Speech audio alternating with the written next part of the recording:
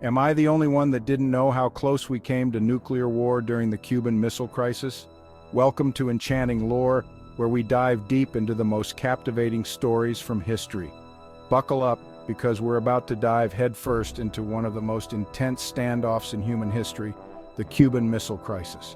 This was no ordinary political squabble, it was a confrontation that brought humanity to the brink of nuclear war. Picture this, October 1962. The world holds its breath as two superpowers, armed with enough nuclear firepower to obliterate civilization, stare each other down. The tension was palpable, the stakes unimaginably high. It was a time when a wrong move, a miscalculation, could have meant global annihilation. Leaders on both sides were acutely aware that any misstep could trigger a catastrophic chain of events. For 13 nerve-wracking days, the fate of humanity hung by a thread. Every decision, every word spoken was weighed with the utmost gravity. The United States and the Soviet Union, locked in the icy grip of the Cold War, edged closer to the brink of nuclear war than ever before. The world watched in fear, hoping for a peaceful resolution. This wasn't some abstract geopolitical chess match. This was a high-stakes game of chicken with the very survival of our species as the prize. The leaders, John F. Kennedy and Nikita Khrushchev, were under immense pressure. This wasn't just about missiles in Cuba, it was about ideology, fear, and the terrifying potential of a world consumed by nuclear fire.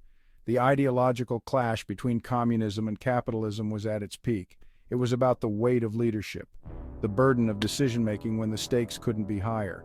Kennedy had to navigate a complex web of military advice, public opinion, and international diplomacy. So grab your metaphorical hard hats, because we're about to journey back to the heart of the Cold War and explore a crisis that nearly pushed the world past the point of no return.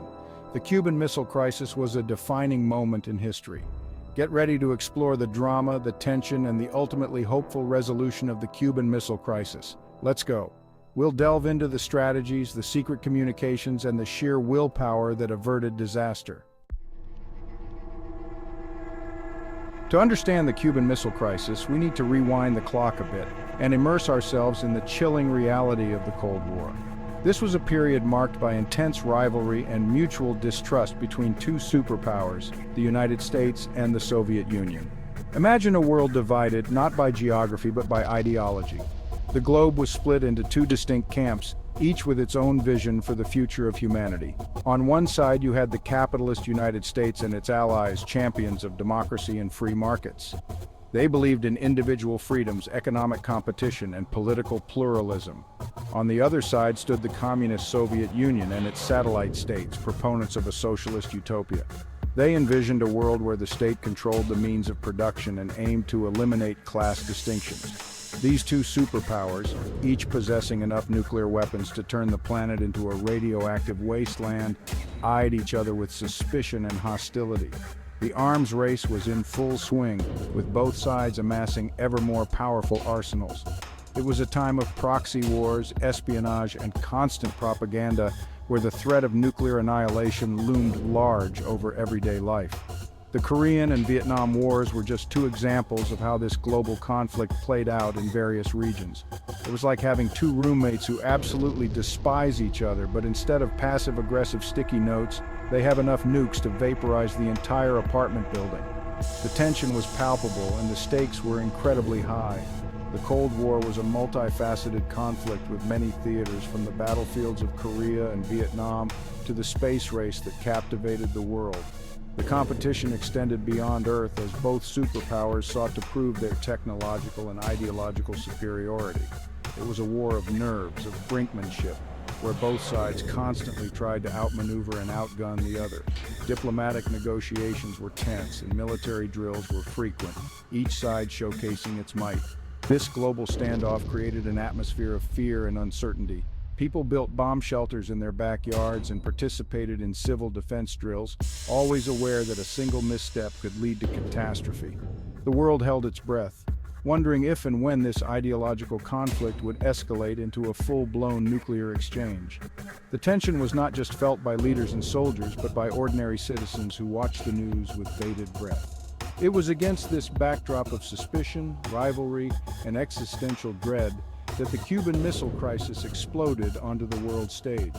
This was a moment when the world came perilously close to nuclear war, a crisis that would test the resolve and wisdom of leaders on both sides. The Cuban Missile Crisis wasn't some isolated event. It was the culmination of years of simmering tensions and a series of miscalculations that pushed the US and the Soviet Union to the brink. This period was marked by a pervasive atmosphere of distrust and fear, where every move by one superpower was met with suspicion and counteraction by the other. The world watched as these two giants seemed to be on an inevitable collision course, each step bringing them closer to potential nuclear annihilation. One of the primary drivers was the balance of power, or rather, the Soviet Union's perception that the balance was tipping dangerously against them. The Soviet leadership under Nikita Khrushchev felt increasingly encircled by American military might. They believed that the United States was not just containing communism, but actively preparing for a first strike. This belief was not entirely unfounded, given the aggressive posturing and rhetoric coming from Washington. You see, the US had strategically placed nuclear missiles in Turkey and Italy, well within striking distance of major Soviet cities. These installations were a clear and present danger to the Soviet Union, capable of delivering devastating blows within minutes. The presence of these missiles was a constant reminder to the Soviets of their vulnerability and the precariousness of their position in the global power structure.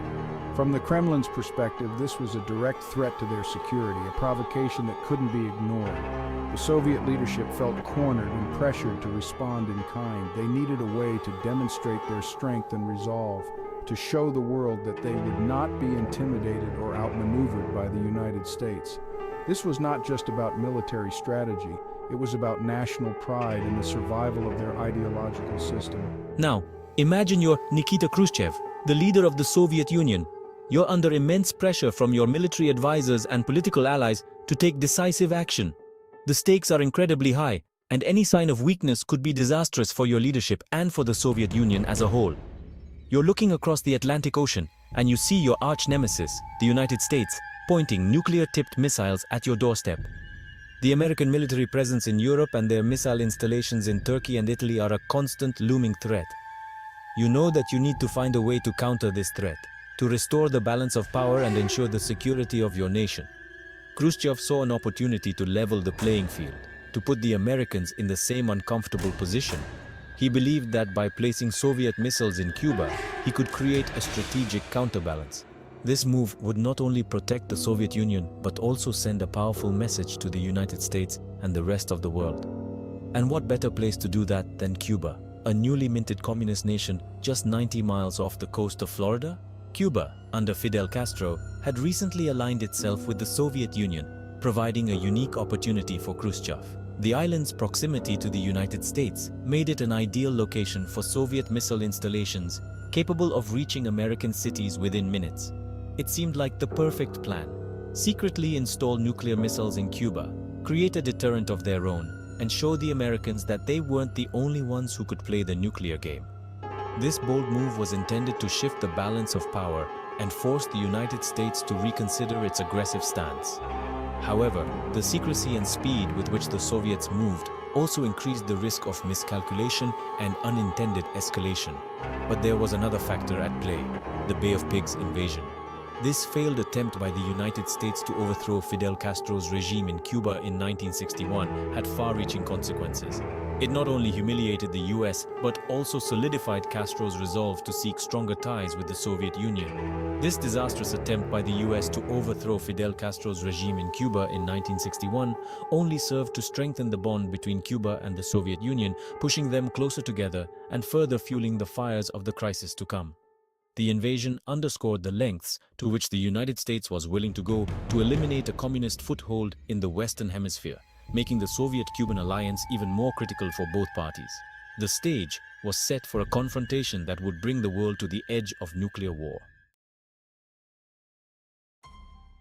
October 1962. The world watches with bated breath as events unfold with terrifying speed. U.S. intelligence, through aerial reconnaissance photos, discovers the construction of Soviet missile sites in Cuba. It's like finding out your neighbor, who you already don't trust, is building a catapult in their backyard pointed directly at your house, except instead of rocks, It launches nuclear warheads. President Kennedy, faced with this unprecedented threat, establishes a special advisory group, XCOM, to navigate this crisis.